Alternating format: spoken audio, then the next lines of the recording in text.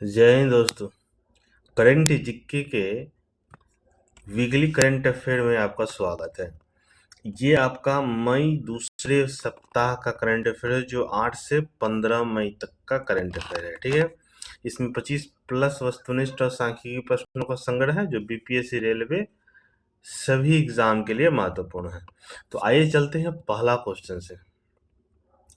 पहला क्वेश्चन आपको दिया गया है कि पीएम मोदी ने किस संकट का जिक्र करते हुए जनता से ईंधन की बचत, वर्क फ्रॉम होम, सोना खरीदने से बचने और विदेश यात्रा में कमी की अपील की है। देखिए, प्रधानमंत्री ने ये घोषणा की है कि एक युद्ध चल रहा है जिसको हम क्या बोलते हैं, पश्चिमी एशिया संकट, जिसके अंतर्गत क्या है, ईरान, अमेरिका, इजराइल युद्ध, रूस यूक्रेन युद्ध, सभी इसमें आ जाते हैं। तो इस संकट से बचने के लिए प्रधानमंत्री ने ईंधन की बचत की अपील की है, इलेक्ट्रॉनिक्स और पब्लिक ट्रांसपोर्ट प्रयोग करने के लिए बोला है, वर्क फ्रॉम होम, घर से काम करने के लिए आह्वान किया है, सोना खरीदने से बचने के लिए किया है, और विदेशी यात्रा करने के लिए कम करने का इन्होंने आह्वान किया। 5 प्रमुख आह्वान पीएम मोदी ने किया है जनता से। ठीक है, अब यहाँ पर देख सकते हैं। और पश्चिमी एशिया संकट के अंतर्गत उन्होंने कहा है कि ये जिस तरह से कोविड महामारी पर विजय प्राप्त की है, हम भी इस संकट से बाहर आ जाएंगे, जिसमें प्रमुखता से बचने के लिए क्या, एनर्जी के लिए सोलर और विंड एनर्जी का प्रयोग करना, इलेक्ट्रिक व्हीकल का प्रयोग करना, हाइड्रोजन इकोनॉमी की ओर बढ़ना, और चीन की तकनीक और कंपनियों के साथ सहयोग करना। ये प्रमुख कदम सरकार ने अपनी तरफ से उठाने का प्रयास किया, प्लस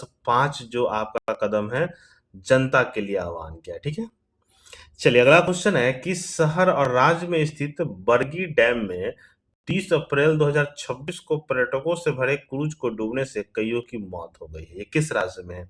बरगी डैम में। तो ये किस राज्य में आपका है? तो ये तो मध्य प्रदेश है। और कौन सा है आपका? जबलपुर में। जबलपुर में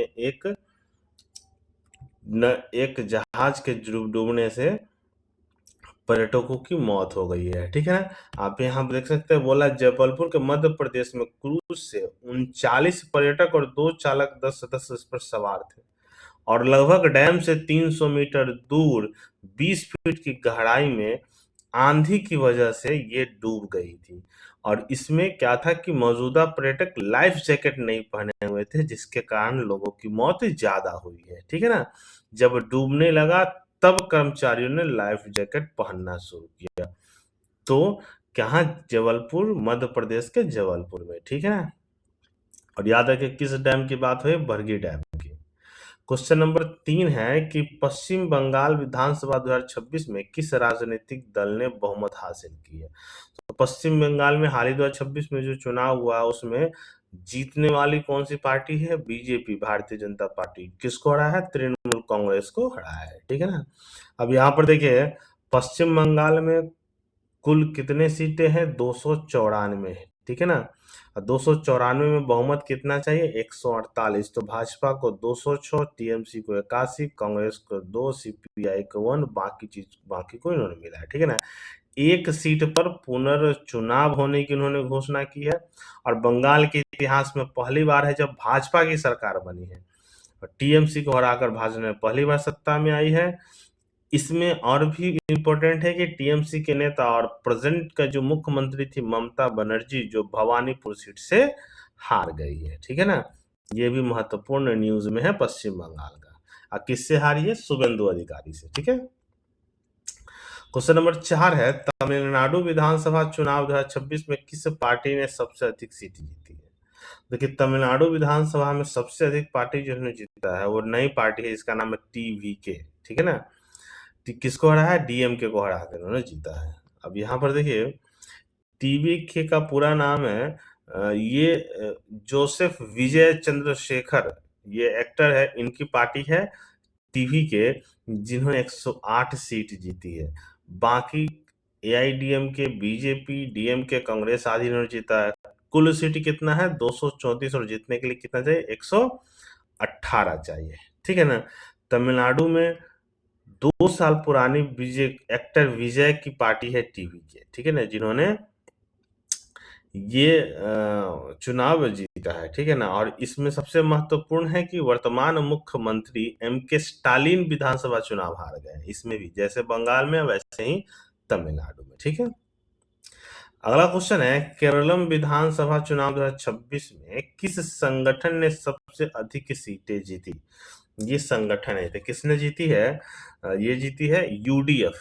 किसने जीती है? यूडीएफ ने जीती है, ठीक है ना। अब ये यूडीएफ में क्या है, टोटल 140 सीट है और जीतने के लिए कितना चाहिए? 71 seat. UDF United democratic front, ये एक संगठन है, ग्रुप है, जिसमें 94 सीट जीती, जिसमें कांग्रेस का 63, आईयूएमएल का 22, केसी का 7, आरसीपी का, ये सभी मिलकर केरल की सीटें जीती है। अब सबसे बड़ी बात है, हराया किसको? एलडीएफ को, लेफ्ट डेमोक्रेटिक फ्रंट को। और इसमें पहली बार एनडीओ मतलब बीजेपी को कितने सीटों को जीत मिली है? 3 सीटों को जीत मिली है, ठीक है। चलिए अगला क्वेश्चन आपका है छठा, कि पुदुचेरी विधानसभा चुनाव 2026 में किस संगठन ने सबसे अधिक सीटें जीती है? तो जो पुडुचेरी है, जो केंद्र शासित प्रदेश है, सबसे अधिक सीटें जीती किसने? एनडीए ने। किसने? एनडीए ने जीती है, ठीक है। अब यहाँ पर देख सकते हैं टोटल सीट 30 है और बहुमत के लिए 16 चाहिए, तो एनडीए ने 17 सीट जीती है, जिसमें से एआईएनआरसी को 12, बीजेपी को 4, एलजेके को 1 सीट मिला है, ठीक है ना। अन्य में सेक्युलर प्रोग्रेसिव अलायंस को 6 मिला है, जिसमें टीवी की जो नई पार्टी है तमिलनाडु, उसने 2 जीता है, ठीक है। अगला क्वेश्चन है 7 नंबर, असम विधानसभा चुनाव 2026 में किस पार्टी को बहुमत हासिल हुआ है? देखिए असम विधानसभा में किसने जीता है? ये पहले भी थी, ये बीजेपी। किसने जीती है? बीजेपी ने जीती है, ठीक है। लगातार ये तीसरी बार है।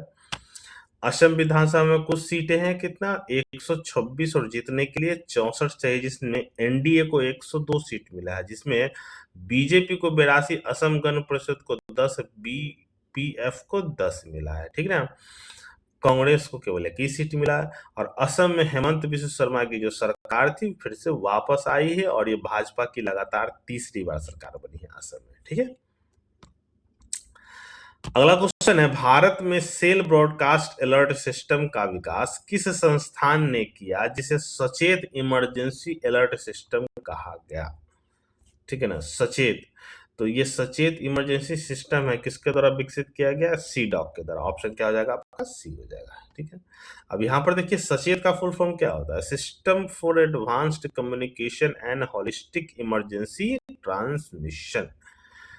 इसको डॉक के द्वारा नेशनल डिजास्टर मैनेजमेंट के साथ मिलकर इन्होंने विकसित किया। सेल ब्रॉडकास्ट क्या होता है? ये इसमें एक टर्म है, सेल ब्रॉडकास्ट एक ऐसी तकनीक है जिसके माध्यम से एक निर्धारित भौगोलिक क्षेत्र में मौजूद सभी मोबाइल फोन पर एक साथ छोटे संदेश भेजे जा सकते हैं।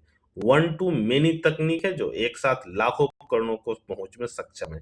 कहने का मतलब कोई भी डिजास्टर होता है तो अचानक आपके मोबाइल पर एक मैसेज आ जाएगा, कोई भी आंधी तूफान, ठीक है ना।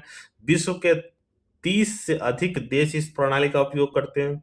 2007 में जे अलर्ट प्रणाली जापान लाई थी। 2012 में वायरलेस इमरजेंसी अलर्ट अमेरिका ने शुरू किया था, ठीक है ना। तो बहुत सारे देश ने शुरू किया। भारत ने 2026 में सचेत किया, जिसका फुल फॉर्म भी याद रखिएगा, ये system for advanced communication and holistic emergency transition, ठीक है। अगला क्वेश्चन आपका है, किस अदालत ने वन केस वन डेटा की शुरुआत की है? तो वन केस वन डेटा की शुरुआत करने वाले हमारे कौन है? Supreme court. ऑप्शन क्या हो जाएगा आपका? डी हो जाएगा। सुप्रीम कोर्ट ने इसकी शुरुआत की है। सुप्रीम कोर्ट के जो मुख्य न्यायाधीश है जस्टिस सूर्यकांत ने 11 मई 2026 को इस तकनीक का शुरुआत किया। वन केस वन डेटा एकीकृत न्यायिक प्रणाली इसका हिंदी संस्करण है। का मतलब है कि किसी भी केस के फाइल और जानकारी अब बार बार अलग जगहों से दर्ज नहीं करनी होगी, मतलब शुरू से अंत तक एक ही डेटा फाइल के रूप में चलेगा, ठीक है ना। अलग अलग जगह पर अलग अलग डेटा हमें संकलित करना पड़ता था। इसी के साथ उन्हें सुहाय एआई संचालित चैटबॉट है, याद रखिएगा सुहाय, इसके साथ जोड़ा जाएगा ताकि जानकारी आसानी से मिल सके, ठीक है ना। इसका उद्देश्य क्या है कि आम जनता को सुप्रीम कोर्ट की वेबसाइट पर केस स्टडीज, अदालती सेवाएं एवं अन्य जानकारी एक साथ मिल सके, ठीक है। क्या वन केस वन डेटा, इसी के साथ नाम याद रखिएगा सुहाय, ठीक है ना, एक AI संचालित चैटबॉट है। ठीक है, अगला क्वेश्चन है 10 नंबर, किस देश ने लेपुलेख को अपना हिस्सा बताते हुए इस रास्ते कैलाश मानसरोवर यात्रा पर भारत और चीन से आपत्ति जताई है? किस देश ने?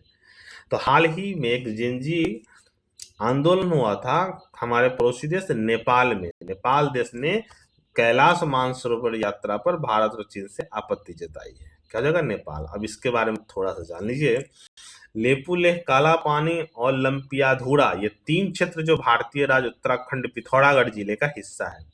ठीक है ना, हम ऊंच पर है, चीन नीच पर है।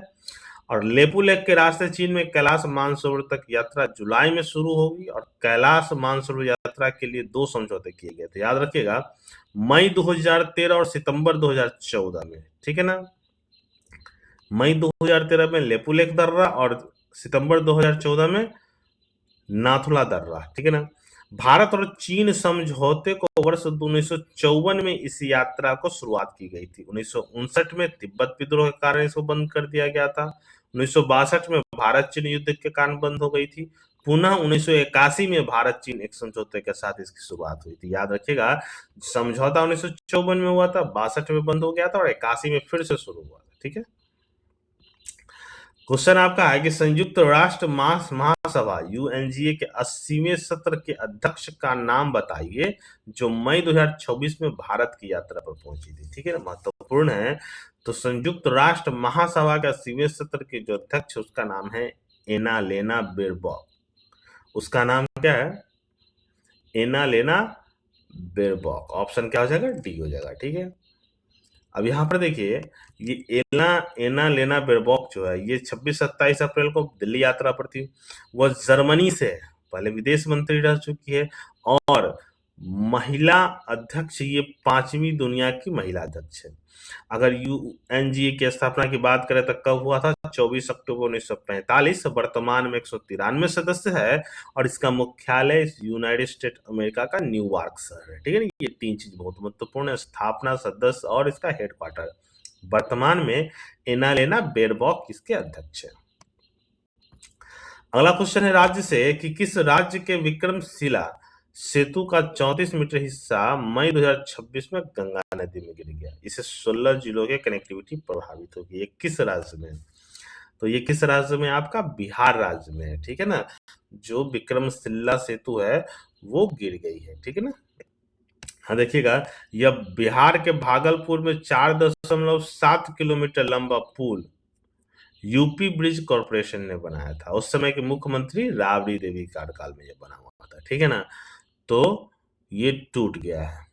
अगला क्वेश्चन है, भारत के मुख्य न्यायाधीश ने किस देश के पहली पेपरलेस राज्य न्यायपालिका इनमें से किसे घोषित किया है? ठीक है ना, तो पहली पेपरलेस जो आपका राज्य बना है वो कौन बना है? 4 ऑप्शन है, इसमें सही ऑप्शन क्या हो जाएगा? सिक्किम। क्या हो जाएगा? सिक्किम बनी है। ठीक है ना, अब यहाँ देखिए, सिक्किम पेपरलेस राज्य न्यायपालिका से मतलब यहाँ अदालती कार्रवाई, फाइलिंग, सुनवाई, रिकॉर्ड, कागज का उपयोग न के बराबर होगा। ठीक है ना, सभी कार्य पूरी तरह से डिजिटल, जैसे फाइलिंग, वीडियो कॉन्फ्रेंस के रूप में मिलते हैं। ठीक है ना, ये हुआ है 1 मई 2026 को सिक्किम के राजधानी गंगटोक के धार्मिक भवन में। ठीक है ना, धार्मिक भवन में प्रौद्योगिकी एवं न्यायपालिका शिक्षा के 2 दिवसीय राष्ट्रीय सम्मेलन में किया गया। ठीक है ना, सिक्किम की बात करें तो राजधानी गंगटोक, राज्यपाल ओम प्रकाश माथुर और मुख्यमंत्री प्रेम सिंह तमांग है। ठीक है ना, तो कौन सा? सिक्किम राज्य। अगला क्वेश्चन अपॉइंटमेंट में नियुक्ति है कि केंद्र सरकार ने नया navy chief of the naval staff किसे नियुक्त किया है? ठीक है ना, तो नया चीफ किसे नियुक्त किया? कृष्ण स्वामीनाथन। ऑप्शन क्या हो जाएगा? ए, कृष्ण स्वामीनाथन। ठीक है ना, अब यहाँ देखिए, भारत सरकार ने वाइड एडमिरल कृष्ण स्वामीनाथन को भारतीय नौसेना का नया प्रमुख नियुक्त किया गया है। अब वे क्या कराएंगे? एडमिरल रैंक कराएंगे। ठीक है ना, इससे पहले वो पश्चिमी रैंक के कमान संभालते थे। उन्होंने किसका स्थान लिया है? एडमिरल दिनेश कुमार त्रिपाठी, ये भी महत्वपूर्ण है, उनका स्थान उन्होंने लिया है। ठीक है, जो 31 मई 2026 को रिटायर करेंगे। इससे पहले अगर बात किया जाए तो नेवी चीफ कृष्ण स्वामीनाथन पहले नौसेना मुख्यालय में vice chief of naval staff भी रह चुके हैं। ठीक है, तो नाम क्या है उनका? कृष्ण स्वामीनाथन किनके जगह पर लिया? एडमिरल दिनेश कुमार त्रिपाठी की जगह पर। दोनों महत्वपूर्ण है आपका। अगला है, केंद्र सरकार के ने नया chief of defence staff CDS किसे नियुक्त किया है? ठीक है ना। तो केंद्र सरकार ने जो किया है उनका नाम है एनएस राजा सुब्रमणी। क्या नाम है? एनएस राजा सुब्रमणी इनका नाम है। ठीक है ना, सीडीएस। अब इनके बारे में जान लीजिए। इन्हें जनरल अनिल चौहान की जगह पर नियुक्त किया गया, जिसका रिटायरमेंट भी 30 मई 2026 को होना है। अनिल चौहान जो वर्तमान में थे, ठीक है ना। वो भारत के तीसरे डिफेंस स्टाफ है, तीनों ही थल सेना से ही बने हैं।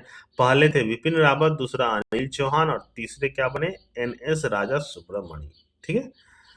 चलिए अगला क्वेश्चन है कि केंद्र सरकार ने प्रसार भारती के नए चेयरमैन किसे नियुक्त किया गया?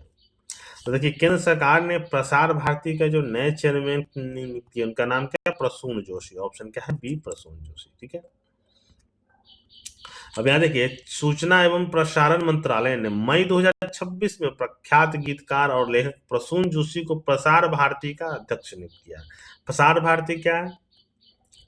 ये ब्रॉडकास्टिंग कॉर्पोरेशन ऑफ इंडिया के अध्यक्ष के पद पर दिसंबर 2025 से खाली था। ठीक है ना। वो नवनीत कुमार सहगल के इस्तीफे के बाद ये खाली हो गया था।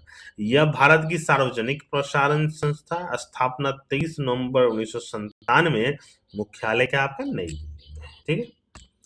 चलिए अगला क्वेश्चन आपका है, केंद्र सरकार ने मई 2026 में आरबीआई का नया डिप्टी गवर्नर किसे नियुक्त किया है? महत्वपूर्ण है ये। 4 डिप्टी गवर्नर होते हैं, उसमें से एक नियुक्त किया गया, उनका नाम क्या? रोहित जैन। ऑप्शन क्या हो जाएगा? ए, रोहित जैन। ठीक है ना। अभी देखिए, रोहित जैन 3 मई 2026 से 3 वर्ष की अवधि के लिए नियुक्त किए गए। इससे पहले वह आरबीआई के एग्जीक्यूटिव डायरेक्टर थे। इससे पहले डिप्टी गवर्नर टी रविशंकर का स्थान लेंगे। ठीक है ना। अगर बात करें वर्तमान में, तो भारतीय आरबीआई के गवर्नर संजय मल्होत्रा है, हेडक्वार्टर क्या आपका? मुंबई में। 4 जो डिप्टी गवर्नर का नाम एससी मुर्मू, स्वामीनाथन जी, डॉक्टर पूनम गुप्ता और रोहित जैन जो चौथा है अभी नियुक्त हुए हैं। ठीक है ना। तो 1 गवर्नर और 4 डिप्टी गवर्नर नियुक्त हुए हैं। अगला क्वेश्चन है, भारत के रक्षा लेखा महानियंत्रक कौन बने हैं? तो देखिए, भारत के रक्षा लेखा महानियंत्रक बने, उनका नाम क्या है? अनुग्रह नारायण दास। ऑप्शन आपका बी बनता है। ठीक, ये 1 मई 2026 को चार्ज लेंगे। ठीक है ना। यह रक्षा लेखा महानियंत्रक रक्षा मंत्रालय के तहत रक्षा लेखा विभाग के प्रमुख होते हैं। इनका काम क्या है? सशस्त्र बलों, रक्षा अनुसंधान विकास संगठन डीआरडीओ एवं अन्य रक्षा संगठनों की वित्तीय प्रबंधन, लेखा जोखा और आंतरिक लेखा परीक्षा का कार्य संभालना है। ठीक है ना। तो नाम क्या उनका? अनुग्रह नारायण दास। क्वेश्चन नंबर 19 है, केंद्र सरकार ने राष्ट्रीय कंपनी विधि न्यायाधिकरण एनसीएलटी का नया अध्यक्ष किसे नियुक्त किया? तो इनका नाम है अनुपिंदर सिंह ग्रेवाल। क्या नाम है? अनुपिंदर सिंह ग्रेवाल नाम है। ठीक है ना। क्या नाम है? अनुपिंदर सिंह ग्रेवाल नाम है। ठीक है।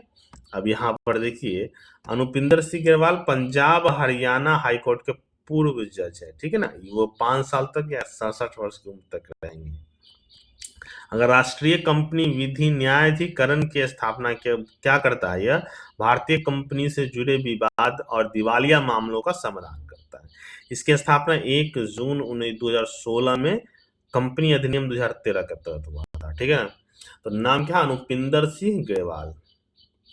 अगला क्वेश्चन है, 2057वें इंटरनेशनल फिल्म फेस्टिवल गोवा का डायरेक्टर किसे नियुक्त किया गया? तो वो किसे नियुक्त किया गया? उनका नाम है आशुतोष गोवारिकर। ऑप्शन क्या हो जाएगा? बी, आशुतोष गोवारिकर। ठीक है। अब ये देखिए, ये फिल्म फेस्टिवल कब होना है? नवंबर 2026 में गोवा में आयोजित किया जाएगा। याद रखिएगा, अध्यक्ष इसका चुना गया आशुतोष गोवारिकर। ये मशहूर फिल्म निर्देशक है। 2026 में यह एशिया का सबसे पुराना और प्रतिष्ठित फिल्म महोत्सवों में से एक है। शुरुआत कब हुई थी? 1952 में हुई थी। ठीक है ना। इसमें विश्व के बड़े बड़े निर्देशक भाग लेते हैं। अगला क्वेश्चन है, दिल्ली मेट्रो इंटरनेशनल लिमिटेड का पहला सीईओ किसे नियुक्त किया गया? तो देखिए, पहला सीईओ जो नियुक्त किया गया उनका नाम क्या है? संजय जमुआर। क्या नाम है? संजय जमुआर। ऑप्शन क्या हो जाएगा आपका? डी हो जाएगा। डीएमआईएल जो है, जिसको दिल्ली मेट्रो रेलवे कॉर्पोरेशन की एक नई शाखा है। ठीक है ना। यह दिल्ली से बाहर और विदेश में मेट्रो परियोजना के संचालन के विस्तार के बारे में जानकारी एकत्रित करता है। ठीक है ना। चलिए, क्या नाम है? संजय जमुआर। अगला क्वेश्चन है ब्रांड एम्बेसडर में कि जनगणना 2027 के ब्रांड एम्बेसडर कौन है? तो जनगणना 2027 के जो ब्रांड एम्बेसडर बना है उनका नाम क्या? सुदर्शन पटनायक। क्या नाम है? सुदर्शन पटनायक नाम है। इनके बारे में जान लीजिए। भारत के मशहूर रेत कलाकार सुदर्शन पटनायक को जनगणना 2027 के नए ब्रांड एम्बेसडर नियुक्त किया गया। ये कैमी जनगणना 16वीं राष्ट्रीय जनगणना में भाग लेने के लिए इनको कहा गया है। ठीक है ना। 2027 के अभियान में आधिकारिक शुभंकर के रूप में महिला के लिए प्रगति और पुरुष के लिए विकास शुभंकर के रूप में घोषित किया गया। प्रगति और विकास कौन सी जनगणना? 16वीं राष्ट्रीय जनगणना। अब चलते हैं आपको खेल से। क्वेश्चन है कि विमेंस T20 वर्ल्ड कप 2026 का मेजबान कौन है? महिला के बारे में आपसे पूछा है। तो कौन है? इंग्लैंड और वेल्स। ऑप्शन क्या हो जाएगा आपका? भी इंग्लैंड और Wales women's T20 world cup 2026 का आयोजन करेगा। ठीक है ना। इसके बारे में जान ली। इसमें कितने टीम हिस्सा लेगी? 12 टीम हिस्सा लेगी और 12 जून से 5 जून 2026 तक। भारतीय टीम के लिए कप्तान घोषित किया गया हरमनप्रीत को और उप कप्तान घोषित किया गया स्मृति मंधाना को। ठीक है ना। ये सब आपका डाटा है, महत्वपूर्ण, ये सब याद रखना। अगला क्वेश्चन है कि बैडमिंटन के प्रतिष्ठित थॉमस कप में भारतीय पुरुष टीम ने कौन सा पदक जीता है? देखिए, थॉमस कप में भारतीय पुरुष टीम ने दूसरी बार है जिन्होंने पदक जीता है। वो कौन सा? Bronze medal. क्या जीता है? Bronze medal. ठीक है ना। 2026 मई में हुआ है। भारतीय पुरुष टीम ने थॉमस कप में ब्रॉन्ज मेडल में कांस्य पदक जीता है। उसने फ्रांस को 0-3 से हराया है और 78 साल के इतिहास में भारत केवल दूसरी बार है जिन्होंने पदक जीता। पहली बार 2022 में उन्होंने गोल्ड मेडल जीता था। ठीक है ना। अगर वुमेन की बात करें तो उसमें उबेर कप होता है। ठीक है ना। जिसके विनर कौन बने? दक्षिण कोरिया। ठीक है, याद रखिएगा। उबेर कप जो महिला का है उसके विनर दक्षिण कोरिया है और मेंस में इन्होंने भारत ने कौन सा जीता है? कांस्य पदक जीता है। ठीक है। अगला क्वेश्चन है, ये पोजीशन क्वेश्चन है कि सार्क करेंसी स्वैप फ्रेमवर्क 2024-27 के तहत मई 2026 में किस देश को 30 अरब रुपए दिए गए हैं? तो किस देश को दिए गए? ये दिए गए हैं किसको? आप मालदीव को। किसको दिए गए हैं? मालदीव को दिए गए हैं। ठीक है। अब यहाँ देखिए, ये जो पैसा दिया गया किस पॉलिसी के तहत? नेबरहुड फर्स्ट पॉलिसी के तहत दिया गया है। करेंसी स्वैप से क्या होता है? ये आर्थिक संकट से बचने के लिए और पुराना कर्ज चुकाने के लिए दिया जाता है। भारत सरकार ने सार्क देशों के लिए एक नया फंड जारी किया था जिसमें आरबीआई ने 250 अरब रुपए की धनराशि इसमें जमा की थी ताकि पड़ोसी देश जैसे नेपाल, भूटान, मालदीव को पैसे की अचानक जरूरत पड़े तो भारत उसकी मदद कर सकता है। ठीक है ना। कौन सी पॉलिसी है? Neighbourhood first policy. ठीक है ना। किस क्या होगा? Currency swap. और उसमें कितना रखा गया? 250 अरब रुपए, मतलब 25,000 करोड़ रुपए। क्वेश्चन नंबर 25 है, दुनिया का पहला ऑप्टोसार सैटेलाइट मिशन दृष्टि को किस भारतीय स्पेस स्टार्टअप कंपनी ने अंतरिक्ष में स्थापित किया है? तो उनका नाम क्या है? उस कंपनी का नाम स्काईरूट। क्या नाम है? स्काईरूट। ये भारतीय प्राइवेट कंपनी है। ठीक है ना। ये बहुत महत्वपूर्ण है और इसको एलन मस्क की कंपनी स्पेस एक्स ने फाल्कन 9 रॉकेट से कैलिफोर्निया में इसको लॉन्च किया है। ठीक है ना। 190 किलोग्राम वजनी मिशन दृष्टि भारत का सबसे बड़ा निजी तौर पर विकसित पृथ्वी अवलोकन उपग्रह है। ठीक है ना।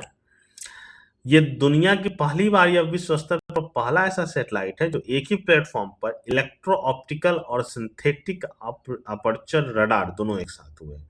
इससे क्या होगा कि यह हर मौसम में साफ तस्वीर दे पाएगा। ठीक है ना। अगर बात करें गैलेक्सी आई के बारे में, इसके संस्थापक का नाम सुसय सी है। ठीक है ना।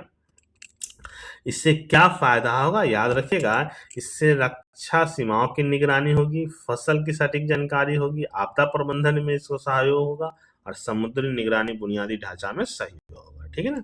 तो क्या नाम है? गैलेक्स आई। ठीक है ना। क्या नाम है? गैलेक्स आई। क्वेश्चन नंबर 27 है, केंद्र सरकार ने ऑटोमेटिक रूट से बीमा कंपनियों में कितने प्रतिशत प्रत्यक्ष विदेशी निवेश की अनुमति दी है? कितने प्रतिशत का दी है? तो ये 100% विदेशी निवेश कर सकता है भारत में, खासकर बीमा के क्षेत्र में, ठीक है ना। अब यहाँ देखिए, केंद्र सरकार मई 2026 में बीमा कंपनियों को 100% प्रत्यक्ष विदेशी निवेश को ऑटोमेटिक रूट के तहत अधिसूचित कर दिया है, ठीक है ना। मतलब सबका बीमा सबकी रक्षा विमान कानून संशोधन विधि के तहत इसको दिया है। इसके अंतर्गत केवल एलआईसी के लिए निवेश सीमा को अलग रखा है। इसमें विदेशी निवेश केवल 20% ही सीमित है, इससे ज्यादा नहीं कर सकते एलआईसी में, बाकी में आप 100% कर सकते हैं। क्वेश्चन नंबर 28 है, किस भारतीय शिप बिल्डर कंपनी ने श्रीलंका के कोलंबो डॉक यार्ड का अधिग्रहण किया है, ठीक है ना। तो किसने किया है आपका, ये भारत की कंपनी है जिसका नाम है Mazagon Dock Shipbuilders Limited. क्या नाम है, Mazagon Dock Shipbuilders Limited, ठीक है ना। अब यहाँ पर देखिए कितने का हुआ है कि भारत के प्रमुख रक्षा सार्वजनिक क्षेत्र है Mazagon Dock Shipbuilders Limited Sri Lanka के कोलंबो डॉक यार्ड का 51% नियंत्रण की हिस्सेदारी की है, ठीक है ना। इससे पहले ये किसके पास था, इसके पहले ये जापान के कंपनी के पास था, ठीक है ना। और ये सौदा कितने में हुआ, 452 करोड़ में हुआ है, ठीक है। अगर बात करें सौदा को, तो भारत की समुद्री इतिहास में किसी अंतरराष्ट्रीय शिपयार्ड का पहला अधिग्रहण है, ठीक है ना। अगर हम मझगांव डॉक यार्ड की बात करें तो अध्यक्ष का उनके निदेशक का नाम क्या है, कैप्टन जगमोहन, ये भी याद रखना जरूरी है, ठीक है ना। तो कितने प्रतिशत, 51% हिस्सेदारी किया। अब बात करते हैं 29 से, महत्वपूर्ण है कि इसे किस दक्षिणी राज्य में 2023 में भारी वर्षा के बाद 12,000 वर्ष पुराना जीवाश्म मिले, जिसे अब भारतीय पुरातत्व सर्वेक्षण ने होलोसीन काल का बताया है। ये किस राज्य में, तो ये आपका किस राज्य में है, ये आपको तमिलनाडु राज्य में। ऑप्शन क्या हो जाएगा, ए तमिलनाडु राज्य, ठीक है। अब इसमें क्या है कि तमिलनाडु में जीवाश्म मुख्य रूप से थुट्टुकड़ी के पास पनायूर पट्टी, मरुदूर और कायालपट्टिनम इलाके में पाया जाता है, मतलब मुख्य रूप से तमिलनाडु राज्य में पाया जाता है, ठीक है ना। इसमें बताया गया ये कम से कम 12,000 साल पुराना है, ठीक है ना, जो मुख्य रूप से मन्नार की खाड़ी और उसके आसपास के जल क्षेत्र में पाए जाने वाले जीव की प्रजातियां है। होलोसील काल की बात करें तो शुरुआत लगभग 11,700 साल पहले हुआ था, ठीक है ना। जो पिछला हिमयुग समाप्त हुआ तब से लेकर आज तक के समय को हम क्या बोलते हैं, होलोसील बोलते हैं। ये भी महत्वपूर्ण आपका है, ठीक है। तो किस राज्य में, आपका तमिलनाडु। क्वेश्चन नंबर आपका 30 महत्वपूर्ण है कि किस विश्व प्रेस स्वतंत्रता दिवस कब मनाया जाता है। तो विश्व प्रेस स्वतंत्रता दिवस कब मनाया जाता है, 3 मई को। ऑप्शन क्या हो जाएगा, सी हो जाएगा, ठीक है ना, 3 मई को। ये पूछा हुआ क्वेश्चन है आपका। 2026 का थीम क्या है कि शांतिपूर्ण भविष्य का निर्माण, मानवाधिकार, विकास और सुरक्षा के लिए प्रेस की स्वतंत्रता को बढ़ावा देना। इसकी शुरुआत कब से हुई है, 1993 से। विश्व प्रेस स्वतंत्रता दिवस सूचकांक की अगर बात करें तो भारत का स्थान क्या है, 157वां स्थान है ये इंडेक्स में, ठीक है। चलिए क्वेश्चन नंबर 31, विश्व रेड क्रॉस दिवस कब मनाया जाता है।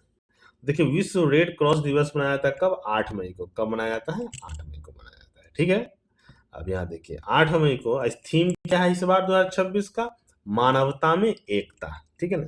अगर बात करें रेड क्रॉस को, तो उसकी स्थापना किसने की थी, जीन हेनरी डुनेक के द्वारा की गई थी, ठीक है ना। और ये 8 मई और 1828 में उनका जन्म हुआ था और उसे नोबेल का शांति पुरस्कार भी मिला था।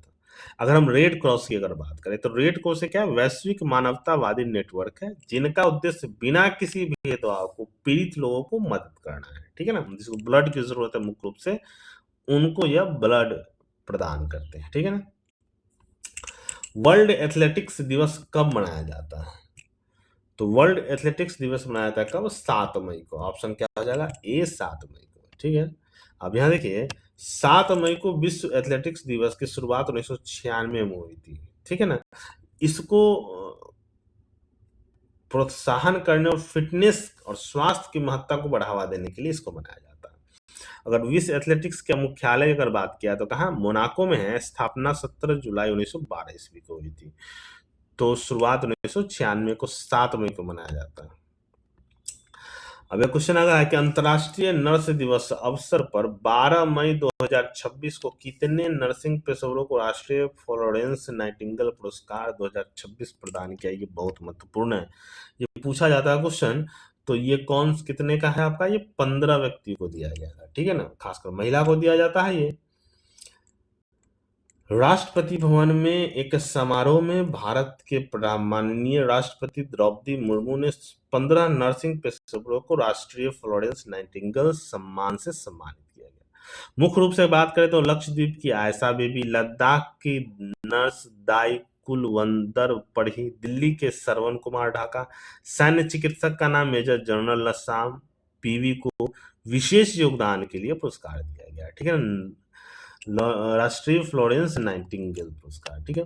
तो ये आपका प्रश्न था, 33 प्रश्न आपका क्वेश्चन बना है लगभग।